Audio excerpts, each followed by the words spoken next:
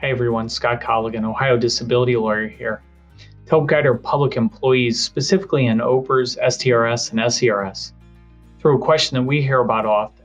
Should you continue working while you apply for your disability benefit? My hope today is that I can give you a handful of different factors to weigh in order to determine the right course of action for you. Let's start with the basics.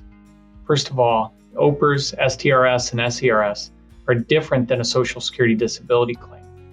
You can continue working, even on a full-time basis, while you apply for a disability benefit. So what are some of the most important factors and considerations when determining whether or not to continue working? Here are a few. Number one, are you healthy enough to continue working? This requires a discussion with your doctor and probably a loved one. No matter how much you may need or want to continue working and receiving your regular income, you may end up doing much more harm to yourself and by extension, those who rely on you if you continue that work. Number two, what does your doctor say about continuing to work? Medical records don't always say exactly what you're experiencing. Now that makes sense because medical records are intended to help the medical professional stabilize, treat, or cure your condition. They're not written to win a disability claim. So you might want to access those medical records before reducing your hours or quitting your work altogether and apply for a disability benefit. Third, do you have vacation, sick leave, or personal days that you can use? Maybe you can spread them out so that you're only working 4 days a week, maybe having a midweek break, or maybe you have access to a shared pool of time where you can borrow from your coworkers.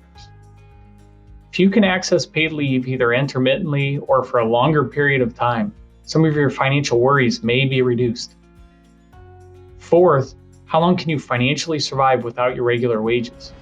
Typical claim is going to take between 90 to 120 days after your claim is fully submitted for a decision. From a financial standpoint, can you make it that long? Number five, when will your benefits actually begin? The disability regulations typically say that your first disability check will be paid at whatever date is later, your last pay date or the month that you apply. If you drop to part-time work while applying, you are not going to get a big lump sum back payment once your case is decided favorably. And number six, how does the state factor your work activity while you're saying you're disabled? In order to be found disabled, you probably already know you have to prove that you're unable to do the job that you had when you were last working and applying for OPERS, STRS, or SERS. If you're currently doing it on a full-time basis, will the state use that information to deny your case? Now, cases can be won even while you're working full-time and applying for a disability benefit. But careful discussions with your attorney will put you in the most advantageous position to win your claim. And don't forget this. Being terminated or leaving your job willingly is not the end of the world. You are considering disability for a reason, and even though you want to continue working, it's time to start thinking about your health and your loved ones who rely on you.